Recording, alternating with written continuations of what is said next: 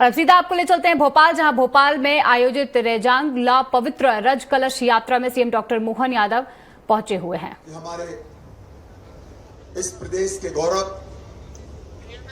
और मध्य प्रदेश की 9 करोड़ जनता के सेवक आदरणीय हमारे प्रदेश के मुख्यमंत्री डॉक्टर मोहन यादव जी से निवेदन करूंगा कि हमारे परमवीर चक्र योगेंद्र यादव जी का स्वागत करने की कृपा करें।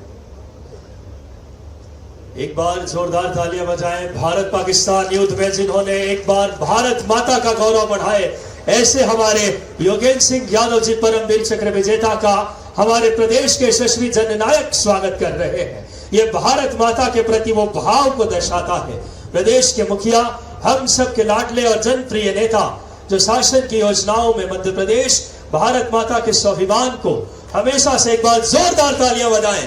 आदरणीय परमवीर चक्र विजेता योगेंद्र सिंह यादव साहब का हम सब जो भारत माता का गौरव पूरी दुनिया में बढ़ाने का कार्य किया।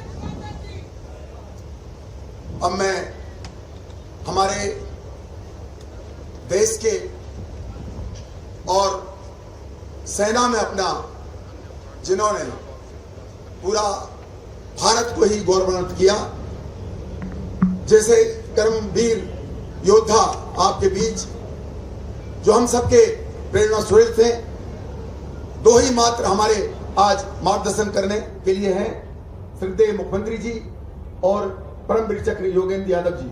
लेकिन उसके पहले मैं थोड़ी सी जो परंपरा है स्वागत की, मैं चाहता हूं कि हमारे मुख्यमंत्री जी का स्वागत हम लोग सब मिलकर, जिसमें ललिता जी, हमारे विधायक जी और सभी लोग मंच पर विराजमान अखंड बिरादा जी, हमारे बीज निगम के अध्यक्ष जी और हमारे जो कलश के साथ चल रहे हैं, सारे उन लोगों से मेरा निवेदन है कि आराम से एक साथ एक एक माला से मुख्यमंत्री जी का स्वागत करते जाएं और अपने स्थान पर चले जाएं।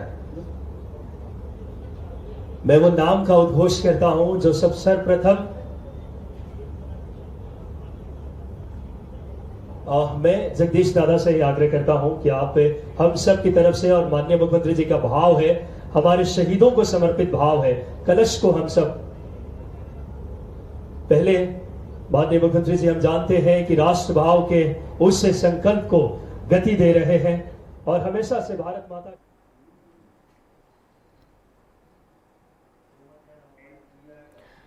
नमस्कार, आप देख रहे हैं स्वराज एक्सप्रेस में हूं आपके साथ राघवेंद्र। सीधे आपको अर्बन ट्रांसफॉर्मेशन समिट में लिए चलते हैं, जहां मुख्यमंत्री मोहन यादव भोपाल से इस कार्यक्रम को संबोधित कर रहे हैं। हमारे यहाँ राज्य में 2 इंडस्ट्रियां थी एग्रीकल्चर। हमने समय के साथ बदलते हुए, जब कृषि आधारित हमारा राज्य है, तो कृषि आधारित राज्य के अंदर कृषि का उत्पादन भी बढ़ना चाहिए, लेकिन कृषि से जुड़े हुए भविष्य के स्नातक भी निकलना चाहिए, पीजी भी निकलना चाहिए।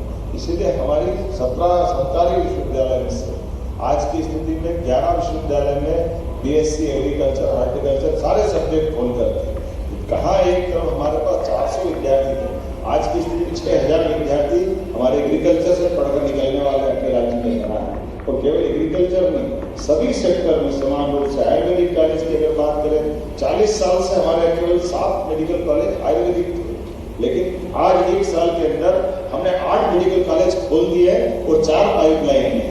एक एक करके पीएम एक्सीलेंस कॉलेज की बात करें तो पूरे प्रदेश के अंदर 55 जिलों के अंदर हमने 55 पीएम एक्सीलेंस कॉलेज खोले। अलग अलग प्रकार के शांतिमय विद्यालयों की अगर आप बात करेंगे तो वो भी आप अपने वर्तमान के दौर से देखेंगे। एग्रीकल्चर से आगे बढ़े, हेल्थ से, एजुकेशन से, जो मूल सब्जेक्ट हमारा है, हमारे शहरीकरण को लेकर के नगर नियोजकों को साथ हमने अपने विकास की कल्पना में थोड़ा संशोधन किया। जब हम नगर की शहरीकरण की बात करते हैं तो केवल आवासीय और कमर्शियल में उलझने के बजाय आवासीय कमर्शियल तो होना ही चाहिए, लेकिन आवासीय कमर्शियल के साथ औद्योगिकरण की बात नहीं होना चाहिए। इंडस्ट्री का एरिया डिसाइड हो जाएगा तो सब कुछ अपने आप हो जाएगा। इसीलिए हमने हमारे 2 शहरों के जब मेट्रोपॉलिटन सिटी की कल्पना की तो मेट्रोपॉलिटन सिटी इंदौर, उज्जैन के साथ, भोपाल के साथ जोड़ा है। तो उज्जैन में जब हम कल्पना कर रहे हैं कि हमारा इंदौर मेट्रोपॉलिटन सिटी का एरिया क्या होना चाहिए, तो पीथमपुर भी हमारे उस प्लान का हिस्सा है, तो उज्जैन के पास का नागदा भी वो हिस्सा है, शाजापुर का मक्सी भी है, तो देवास का पूरा औद्योगिक करने वाला इलाका भी हमारे पास है। उज्जैन की विक्रम उद्योगपुरी भी है। कहने का तात्पर्य कि जो वर्तमान का पीएम मित्र पार्क, ये जैसा पूरे देश के अंदर हमारे 7 पीएम मित्र पार्क बनाने के लिए माननीय प्रधानमंत्री ने 5 साल पहले इनकी स्वीकृति दी। लेकिन मुझे खुशी है, सबसे पहले पीएम मित्र पार्क का भूमि पूजन हमारे अपने प्रदेश के अंदर हुआ है, जिसके लिए माननीय प्रधानमंत्री जी स्वयं बना इनके माध्यम से 2100 एकड़ से बड़ा एक बहुत बड़ा कैंपस, और ऐसा एक कैंपस है जिसके विकास का भूमि पूजन तो प्रधानमंत्री ने किया ही। उससे बड़ी और एक बात, ये उससे बड़ी बात इस तरह से है कि जो हम पीएम मित्र पार्क में अभी मूल अधोसंरचना के काम करेंगे, जिसके आधार पर हम अपनी पाइपलाइन डालेंगे, सड़क बनाएंगे, वहीं हमने इस इंडस्ट्रियल बेल्ट में लगने वाली इंडस्ट्रियों के लैंड अलॉटमेंट के पत्र भी दे दिए कि समान रूप से आप अपनी फैक्ट्री बनाते रहो, हम आपकी बाकी सुविधा बनाते रहेंगे। तो एक साथ दोनों जब कंप्लीट होंगे तो कोई ऐसी जरूरत नहीं पड़ेगी कि आप प्लांट डेवलपमेंट होंगे अब इंडस्ट्री वाले आएंगे, इसकी आवश्यकता नहीं। हमारे सबके लिए वर्तमान में यशस्वी प्रधानमंत्री के नेतृत्व एक एक काम इसी प्रकार से जोड़ करके देखे जा रहा है, जिसके आधार पर भविष्य की हमारी जो छलांग लगाने का समय है यशस्वी प्रधानमंत्री के नेतृत्व। जैसे अभी आपसे मैं बात कर रहा हूँ, तो ये जो एरिया की बात अगर हमने कही कि एक एरिया भी इस प्रकार से जोड़ा गया है इंदौर मेट्रोपॉलिटन का, कि जिसके माध्यम से हमारे देखने के लिए इंदौर, उज्जैन, देवास, धार, शाजापुर का मक्सी और उसी के साथ साथ देवास के पास से होता हुआ जो इंदौर का हमारा एरिया है वो सोनगंज के आगे आस्था तक आ रहा है, और उसी की समानांतर रूप से भोपाल का भी हमारा इलाका है, जिसमें नर्मदापुरम, रायसेन, विदिशा, सीहोर, भोपाल ये उठा करके आस्था तक ले जा रहे हैं। अर्थात दोनों भी ट्विन सिटी के तरह विकसित होंगे, दो महानगर एक तरह से भविष्य में नजदीक आकर के किस प्रकार से बढ़ेंगे, ये सब सुनियोजित प्लानिंग के अंतर्गत हो रहा है। जब मैं एक तरफ अपने प्लान के आधार पर बात कर रहा हूँ तो समान रूप से इनके अंदर के डेवलपमेंट की सड़कों की प्लानिंग उसी प्रकार से कर रहे हैं। जैसे इंदौर उज्जैन के बीच में वर्तमान में हमारे 3 रोड 4 लेन थी, लेकिन अब 3 रोड के साथ हमने 3 रोड की और प्लानिंग कर ली।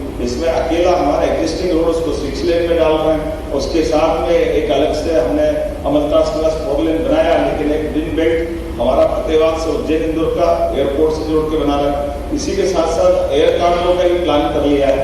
करने के लिए इतनी सारी बातें हैं, जब केवल 2 पे शहर में नहीं छोड़ रहे, इससे आगे बढ़ करके ग्वालियर और जबलपुर के लिए भी यही प्लान लेके चल रहे हैं। लेकिन डिजिटल इंडस्ट्री कॉन्क्लेव के माध्यम से जो हमने पूरे प्रदेश के लिए प्लान बनाया, आज की स्थिति में हमने अपने इंडस्ट्री प्लान में भी इसी तरह से इसको शहरीकरण से जोड़ा है। एक तरफ जो हमारे उद्योग लगते हैं, तो उद्योग लगने के साथ साथ जो रहवासी लेबर है उसकी अवैध कॉलोनी की बाढ़ आ जाती है। जाने अनजाने हमसे पाप हो जाता है कि हम जिनको रोजगार दे रहे हैं उनके रुकने की व्यवस्था नहीं बनाते। तो हमने अपने प्लान में संशोधन करके ये प्लान भी रखा है कि आप जहां हमारा इंडस्ट्री प्लान बनेगा उससे जोड़ करके बाकी की जो आवश्यकता उस प्रकार के आवास को कैसे जोड़े, उसका व्यवसायीकरण वाला हिस्सा भी कैसे ले। अर्थात ये अलग अलग नहीं है, कोई दुश्मन नहीं है एक दूसरे, ये सब इससे जोड़ करके लेके जा सकते हैं। ये सारी बात जब मैं आपसे करता हूँ तो ये बात भी नहीं भूलूंगा कि हमारी सरकार के बनने के बाद यशस्वी प्रधानमंत्री ने जब से नए कई सारे आइडिया लिए, जब हमने शहरीकरण की बात करी तो शहरीकरण के पहले 2014 के पहले ऐसा लगता था कि शहर मतलब गंदगी, शहर मतलब स्वच्छ हवा का पता नहीं चलता, स्वच्छ पानी का पता नहीं चलता। लेकिन हमको इस बात का आनंद है कि सबसे ज्यादा बार सबसे स्वच्छ शहर का दर्जा भी किसी को मिला है, हमारे राज्य इंदौर को मिला है। हमने एक तरफ शहरीकरण की गति बढ़ाई है तो दूसरी तरफ मूलभूत चीजों से भी कोई कॉम्प्रोमाइज नहीं किया, और वो रिकॉर्ड भी हम लगातार कायम करते रहे। 7 बार, 1 बार, 2 बार, 3 बार, 4 बार, 5 बार, 6 बार, 7 बार हो गया। समंदर भी 7 समंदर पार के रहता है, इसके आगे तो बचता है। ऐसा मानते थे कि कहाँ जा रहा है, 7 समंदर पार जा रहा है, और 7 जा रहा है कि 8 जा रहा है, गिनती भूल गए। तो हमने आपकी बार शहरी मंत्री जी से कहा था कि अब हमने बहुत पुरस्कार लिया है, आप ऐसा कोई क्लब बना दो जिसमें बार बार लेने वाले उसी में बने रहे, जो आपका स्पिंडर छोड़े तो उनको नीचे कर देना, बाकी को भी मौका दो, नहीं तो लोग कहेंगे क्या दूसरे जाएंगे कि नहीं जाएंगे, लोग आना बंद कर देंगे कॉम्पिटिशन में। तो इस बार एक अलग से क्लब बना जिसमें इंदौर को डाला, उसको छोड़ करके जब बात करते हैं तो ऐसे में मैं आपसे जो बात कर रहा हूँ तो भोपाल हमारा वो शहर है जो देश के अंदर टॉप 2 में आया है, इसलिए इंदौर के साथ भोपाल की श्रेणी में आया है। भोपाल जबलपुर भी 5वें नंबर का है। ये महानगरों की और सभी नगरों की श्रेणी है। लेकिन 10 लाख की आबादी वाले शहरों में इंदौर के साथ, जैसे इंदौर टॉप आया, ऐसा उज्जैन टॉप आया। मैं उज्जैन को भी बधाई देना चाहता हूँ। और ऐसे एक दो नहीं, ऐसे 8 पुरस्कार हमारे राज्य के अंदर मिल रहे हैं। जो स्वच्छता के मामले में और शुद्ध वायु का भी पुरस्कार मिला, उसमें भी हमारे वापस जबलपुर और इंदौर ने अपनी पोजीशन बनाई। ऐसे एक भी कई सारे सेक्टर में जब हम आपसे बात कर रहे हैं तो भविष्य की दृष्टि से पर्यटन के क्षेत्र में भी, पर्यटन के आधार पर भी कई सारी संभावना हमारे उनके साथ जोड़ करके भविष्य में अपने ये जो ट्रांसफॉर्मेशन की बात आएगी, अर्बन ट्रांसफॉर्मेशन, उसी से जोड़ करके बात देखेंगे। मैं आज आपके बीच में जब अपने सरकार के माध्यम से होने वाले कामों की बात करता हूँ तो आज हमारे अफोर्डेबल हाउसिंग के 8.56 लाख आवासों का निर्माण राज्य में पूरे देश में सबसे तेज गति से किसी ने किया, तो हमारे अपने राज्य मध्य प्रदेश ने किया, जिसमें 7.75 लाख अर्थात 82% तो महिलाओं के नाम पे हमने आवंटित कर दिए। 10 लाख नए घरों का निर्माण का लक्ष्य रखा है। 50,000 करोड़ का निवेश इसमें संभावित देने वाला है। अमृत 2 के माध्यम से हमारे नगरीय निकाय में जल आपूर्ति में 297 परियोजना जो 5,869 करोड़ की है, 224 परियोजना 3,450 करोड़ की है। जब हम सीवरेज की बात करें तो 36 परियोजना 4,932 करोड़ की, 4 परियोजना 1,312 करोड़ की, जिन पे हमने काम कर दिया। इससे शहरी 60% आबादी प्रभावित होगी। ऐसी एक नहीं कई प्रकार की चीजों के साथ हम लगातार आगे बढ़ते जा रहे हैं। और जिसके माध्यम से मैं बताना चाहूंगा, हमारे राज्य ने एक लक्ष्य रखा है। लक्ष्य तो बहुत सरल रखा है।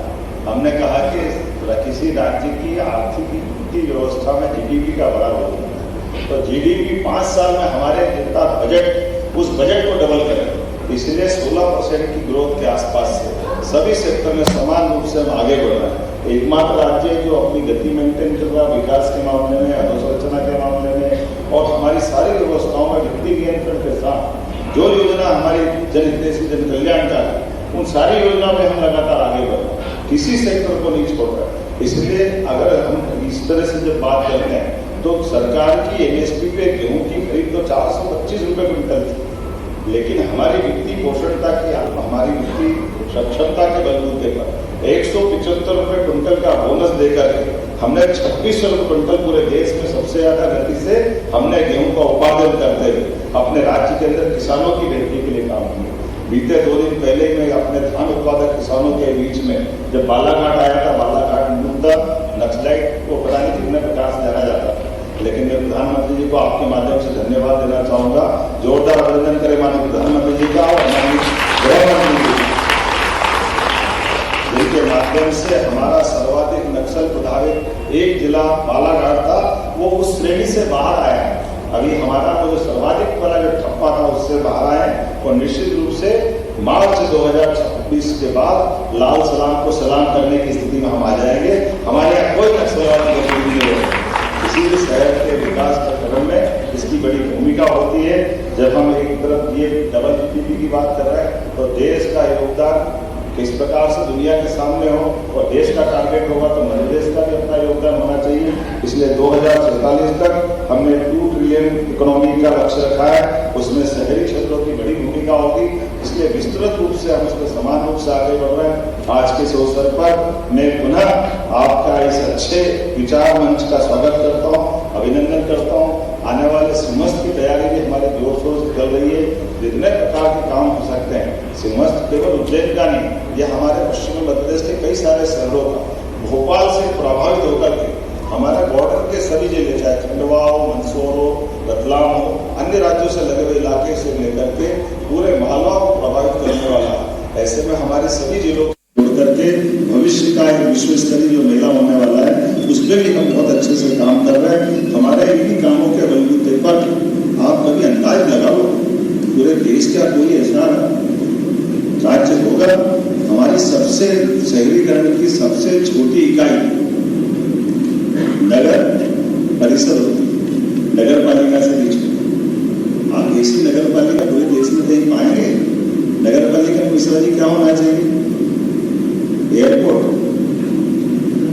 हमारे नगर परिषद में एयरपोर्ट है, रेलवे स्टेशन होना चाहिए, हमारे नगर परिषद में रेलवे स्टेशन, 5 स्टार होटल, सोच सकते हो नगर परिषद हमारे गांधी थी, एक नगर परिषद में 5 स्टार होटल, और एक नहीं 4 ऐसी नगर परिषद, यूनेस्को की खजुराहो नगर परिषद, जिसकी आबादी 10,000 से भी कम, लेकिन वहाँ वो सारी चीजें, अंतर्राष्ट्रीय स्तर का एयरपोर्ट, हमारे रेलवे स्टेशन, ये जैसे मैंने 5 स्टार होटलें बताई, आबादी भले ही नहीं, लेकिन वो सब है जो एक बड़े से बड़े महानगर में लोग सपना देखते हैं। तो आइए हम सब मिलकर मध्य प्रदेश की प्रगति में आप सबका भी योगदान चाहते हैं। मेरी बात को विराम देता हूँ। बहुत बहुत धन्यवाद।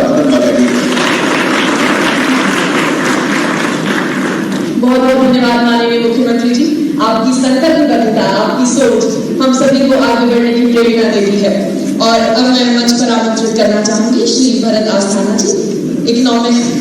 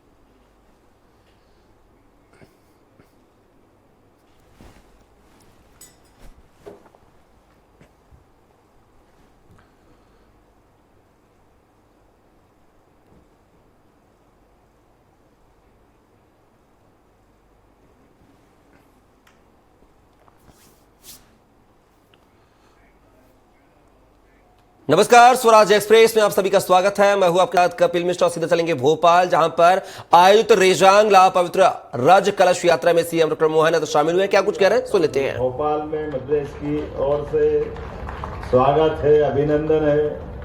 मंच पर विराजमान हमारी पूर्व मंत्री विधायिका श्रीमती ललिता यादव जी, आपका भी स्वागत अभिनंदन है। इस क्षेत्र के विधायक भगवान दास सदनानी जी, आपका भी स्वागत अभिनंदन है। हमारे सबके वरिष्ठ पूर्व मंत्री अखंड प्रताप सिंह जी यादव साहब, आपका अध्यक्ष माननीय जगदीश यादव जी, भोपाल के भाजपा प्रभारी माननीय महेंद्र सिंह जी यादव साहब, आपका भी स्वागत है। अजय भाई, आपका भी स्वागत है।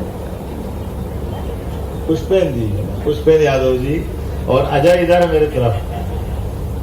अजय का दिमाग में लगा हुआ था, पुष्पेन का संबोधन हुआ। मेरी अपनी ओर से रेजांगला युद्ध के महान पराक्रमी, उस गौरवशाली अतीत और चाइना के साथ होने वाले वीर 120 बहादुर जवानों की अप्रतिम गाथा का ये पवित्र कलश पूरे देश के अंदर एक अपनी देशभक्ति की मिसाल लेके जा रहा है, जिसके आधार पर वो सारे अमर बलिदानियों जिन्होंने अपने बलबूते पर खून का आखिरी कतरा भी देश के लिए कुर्बान करते एक अद्वितीय इतिहास बनाया। हम सब उनका वंदन करते हैं, अभिनंदन करते हैं। हमारी सेना ऐसे गौरवशाली अतीत के कई उदाहरणों से भरी पड़ी हुई। ऐसे में ये उदाहरण तो वाकई अप्रतिम, एकदम से उम्मीद करते हैं कि जब चाइना का वो वार और चाइना का आक्रमण और 120 की संख्या लिमिटेड, लेकिन ये रणबांकुरे छोटे मोटे नहीं थे। सामने 3,500 और हजारों में 120, लेकिन ये कम थोड़ी पड़ रहा है। एक में 100 हाथी का बल था, वो अद्भुत पराक्रम था। वो एहसास हमारे बीच में है। हमारी सेना और सेना के जवानों ने जब भी मौका पड़ा तो ये हम सबके लिए गौरवशाली अतीत है। चाहे सामने कितनी संख्या क्यों न हो, हमारा 5000 साल पुराना इतिहास, भगवान कृष्ण का गौरव की सेना कितनी भी भारी क्यों न हो, यदुनंदन जिधर होगा विजय उधर ही होगी। वह गौरवशाली अतीत हर काल में जहां धर्म का मार्ग है सदैव वहां अधर्म की हानि होती है। और चाइना का वो कायराना हमला, और चाइना का क्यों ना हो, अभी योगेंद्र भाई, अब मैं इनसे पूछ रहा था इनकी उम्र कितनी है, अभी 45 साल की उम्र है, लेकिन एक व्यक्ति किसी के जीवन में एक गोली का ही, भगवान क्या, लेकिन कितनी गोली, लेकिन अभी बोली सुन रहे थे, गोली 17 खाई है आपने, जोरदार अभिनंदन करो। पूरा शरीर में, हाथ में, पैर में, पेट में, पीठ में, कहाँ गोली नहीं लगी, लेकिन गोली लगेगी गोली वालों के पास। लेकिन गोली से बड़ी बोली भगवान का आशीर्वाद है। लड़ने की जो बहादुरों की परंपरा है, हमारे लिए पूरा देश का आपके माध्यम से सेना पे भी गर्व है और योगेंद्र यादव जी पे भी गर्व है। जोरदार अभिनंदन करें। 19 साल की अल्पायु में वो टाइगर हिल की लड़ाई, टाइगर हिल के ऊपर झंडा फहराने की घटना, और कायराना पाकिस्तान फौज ने जिस ढंग से आक्रमण किया था, एक एक प्रकार से ऐसा लग रहा था कि ये बाप रे क्या होगा, लेकिन उस सब में भी जो हिम्मत, हौसला, बुलंदी और हमारे अपने भारतीय सपूतों का अंदर का खोलता हुआ खून के दुश्मन चाहे जितना भारी क्यों न हो, ये कालिया नाग पे नर्तन करने वाले लोगों की परंपरा वाले लोग हैं, जो उसके सिर पर क्या कठिनाइयों के बीच जाके मुस्कुराते हैं। कालिया नाग के फन के ऊपर भगवान कृष्ण ने ऐसे ही वो आनंद नहीं लिया। हम सबको मालूम कठिनाइयां तो आती है, लेकिन कठिनाइयों को पार करके ले जाए और कठिनाई में से मार्ग निकाले, इसी की तो आज हमारे बीच में लंबी परंपरा है। मैं उन सारे अमर बलिदानियों को स्मरण करता हूँ। आज के इस अवसर पर मैं थोड़ा सा अपने बीच में से केवल इस बात को जरूर रखना चाहूंगा कि हमारा पूरा देश है और पराक्रम का एक गौरवशाली अतीत है। इस अतीत में ऐसे सारे हिस्सों में समाज के बीच में ये जागृति आना भी चाहिए, वो इतिहास से भी परिचित होना चाहिए, जिससे भविष्य में इन सारी बातों का सबक भी मिले। मैं उम्मीद करता हूँ जो कोई पिक्चर बना रहा है, मुझे मालूम नहीं कौन पिक्चर बना रहा है, लेकिन जो बनाए हमारी बात पहुंचा देना, आपकी भावना का भी सम्मान हो। और अगर पैसा कम पड़ रहा हो तो मध्य प्रदेश सरकार सब्सिडी देती है उनको अपनी तरफ से भी। हमारे लिए ऐसे गौरवशाली अतीत के लिए कोई परेशानी नहीं। विषय वस्तु के लिए तो बैठ के निराकरण कर लेंगे, क्या करना, कैसे जोड़ना, क्या छोड़ना, ये तो हम नहीं समझ सकते। लेकिन वो जो गौरवशाली अतीत है, उस गौरवशाली अतीत की सारी बातें आना चाहिए, उसमें कोई फर्क नहीं पड़ता है। जब मैं आज नाम देखता हूँ तो महिला माउंट एवरेस्ट पे चढ़ने वाली कोई बहन है तो हमारे लिए गौरवशाली पक्ष है। संतोष यादव उसमें है जो एवरेस्ट में एक बार नहीं 2-2 बार चढ़ती है। टाइगर हिल का तो मैंने उल्लेख करा ही है, रजंगला का इतिहास है, महिला लोको पायलट सुरेखा यादव, ऐसे कई नाम में देखता हूँ। लेकिन आज के इस अवसर पर हम सब इतना ही मानते हैं कि हजारों की भीड़ में भी जिस प्रकार से हम ये युद्ध जीत करके आए थे, सच में भारत माता की कोख धन्य हुई होगी। इसीलिए रामधारी सिंह दिनकर ने लिखा है, सूरमा नहीं विचलित होते, क्षण एक नहीं धीरज खोते, विघ्नों को गले लगाते और कांटों में राह बनाते। ये गौरवशाली अतीत के वो बहादुर है जिनके लिए पूरा देश सदैव नमन करता रहेगा, उनका स्मरण करता रहेगा।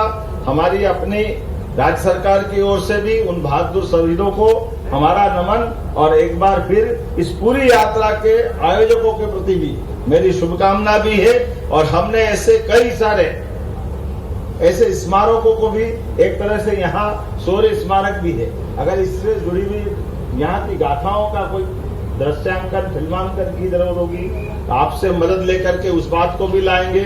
फिल्म के बारे में मैंने पहले से ही कहा है, ऐसे कोई अच्छे अवसर जिससे हमारी भविष्य की पीढ़ी को सबक मिलता है और सबके अंदर देशभक्ति का ज्वार उठता है, ऐसे सारे अच्छे कामों का हमारा समर्थन सदैव रहता है। मेरी अपनी ओर से पुनः इस अच्छी यात्रा के प्रति शुभकामना, बधाई। मेरी अपनी ओर से पुनः एक बार परमवीर चक्र विजेता योगेंद्र यादव जी का अभिनंदन और पूरी टीम का अभिनंदन। बहुत बहुत धन्यवाद। भारत माता की।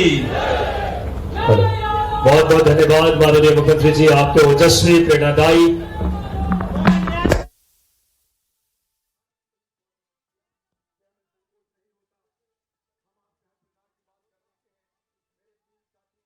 जो इस यात्रा में अपना सब कुछ तन मन धन समय सब दे रहे हैं, ऐसे राजेंद्र यादव जी जो ग्वालियर में शासकीय अधिवक्ता हैं, दूसरे बीरेंद्र यादव जी जो हमारे प्रधान महासचिव हैं, तीसरे कोषाध्यक्ष संजू जी, इन तीनों का भी आदरणीय आप आशीर्वाद दें इनको तीनों को।